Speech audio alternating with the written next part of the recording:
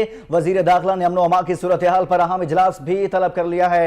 इजलास में अमजद साबरी के कत्ल के मामले पर गौर होगा। Chief justice Sindh High Court के बेटे के अगवा का मामला अभी जेर बहस आएगा।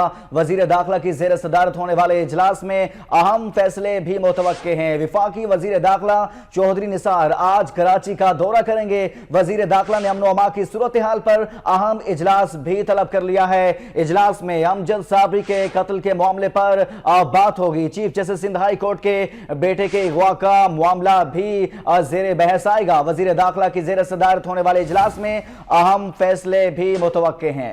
अहम खबर से आपको अपडेट कर रहे हैं। वफाकी वजीर दाखिला चौधरी निसार आज कराची का दौरा करेंगे।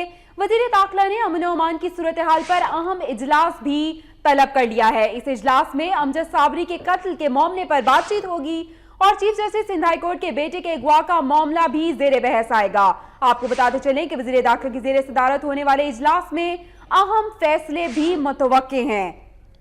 अहम खबर से आपको आगाह कर रहे हैं कि विफाकी वजीर दाखिला चौधरी निसार आज कराची का दौरा करेंगे। वजीर दाखिला ने अमन अमा की सूरत हाल पर अहम इजलास भी तलब कर लिया है। इजलास में अमजद साबरी के कत्ल का मामले पर भी बात होगी। Chief justice Sindh High Court के बेटे के अगवा का मामला भी जेर बहस आएगा। वजीर दाखिला की जेर सदारत होने वाले इजलास में अहम फैसले मुतवक्के हैं।